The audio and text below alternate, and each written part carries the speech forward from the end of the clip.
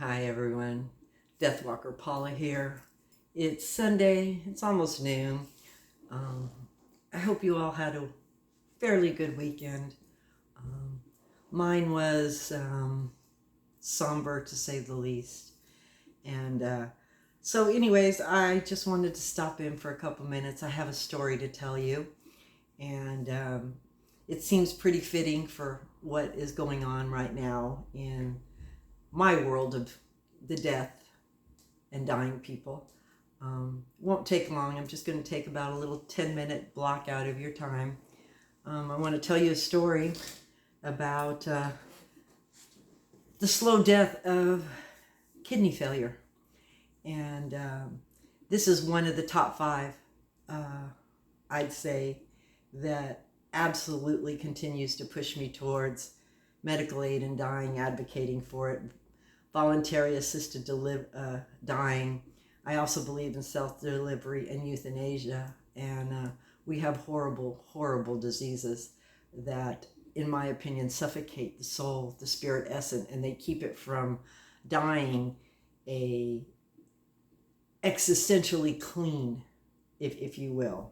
So I want to say a little bit about, I want you to get the grasp of what kidney failure is and what people have to go through, because there isn't a choice. It's not terminal enough to, they just end up in hospice, and it's a long, very long, drawn out death. This is about a gentleman. I watched him die.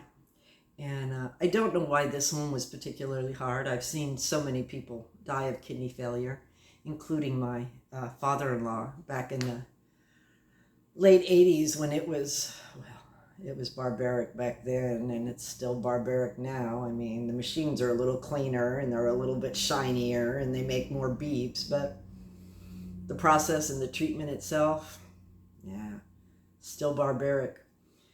Like I said, I watched this gentleman die.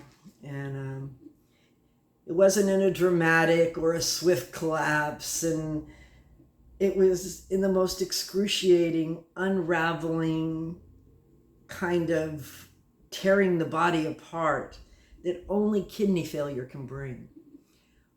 Again, why did this one make a difference? I don't know. Maybe it was the straw that broke the camel's back. Maybe it's everything that, just the energy of what the death world is. And, I know there's a lot of death doulas out there that, it's part-time for them. For me, it's pretty much every day. I'm walking in death every day now. So what is it really like to die from kidney failure? Well, dying from end-stage renal disease, it's not about the numbers or the lab results. I mean, it'll give you a clear picture, of course. But it's about losing everything, piece by piece by piece. Imagine that. Imagine that you are in the end stage of life and someone just pulling a piece here and pulling a piece there. And all the time you're awake and you're aware. You're aware of each piece being disassembled and decaying and falling apart. Food becomes poisonous. Even a sip of water can send the body into complete chaos. Fatigue, man, that's bone deep. There is not a nap in town. There's not a nap therapy you can take that will help that bone. Deep down, excruciating fatigue. You swell, you itch. When I say itch, you itch so far under your skin that you wish you had a drill to get in there, just to drill that crap out of you. And oh yeah, this is fun too. You gasp for air constantly. You get hooked to machines while still hoping that a phone call's coming. And you're hoping that phone call is going to say, "We found a match." And you want tears to roll down their eyes, and you want tears to roll down from your eyes because they found a match. And if that call never comes, which 9 times out of 10 it doesn't, you die inch by inch. Yes, you're sedated. but you're starved of the life you once were committed to. Dialysis doesn't stop death. It just prolongs the dying.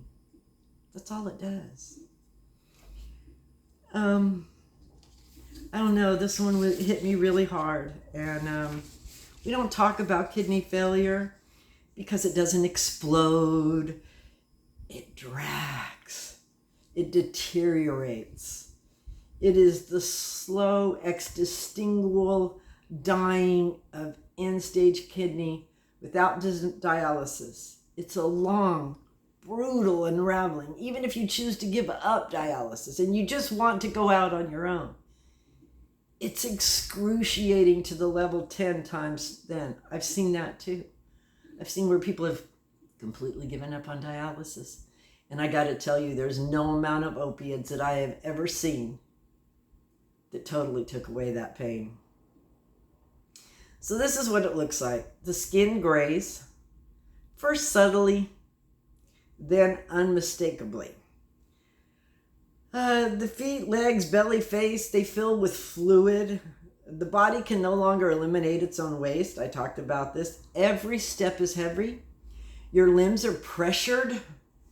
Your skin is stretched to the level that is just so painfully tight. The itching begins. Remember I talked about the itching? It's deep, unrelenting. It's not surface level either, like I said, but it's inside the skin almost. There's not a cream one that I've seen that brings release, not even THC. The only relief I have seen is through psilocybin or awasaka, something that is hallucinative enough to completely take this monkey mind brain away from dwelling on anything that's going on right now. Nausea rules the day. Every person I know in kidney failure or end-stage renal failure, that's all they do is throw up. Yes, there's THC, and yes, it does help, but they still throw up. And it's just a non-stop battle. Food becomes metallic tasting. Ooh boy, doesn't that sound good? Even water, like I said, becomes a danger. The body, the bones just ache. There's no getting around it.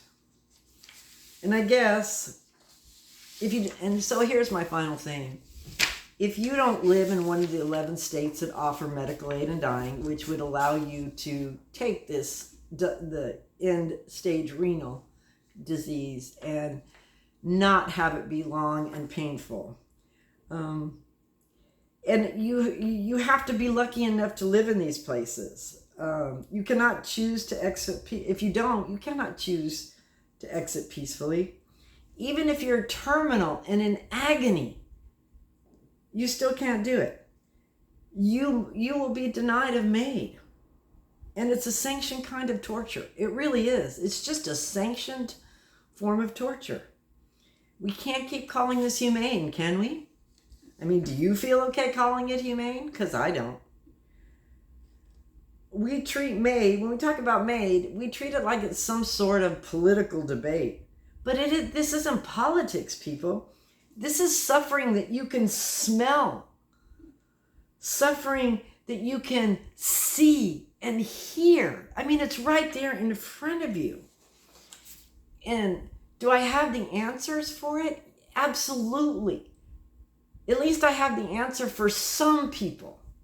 For a vast majority of people who want something else. So, I don't know. That's what kidney failure looks like. And it's sad. And it's barbaric. And it goes on every minute of every day. There's someone sitting in everything that I just described to you with no other choice. It's just an ultimatum. It's just them saying, bam, it's in your face. You got to deal. You got to have it. You don't get a choice. So anyways, that's my story and I'm sticking with it. I love y'all. And again, I can't begin to tell you, talk death. Bye.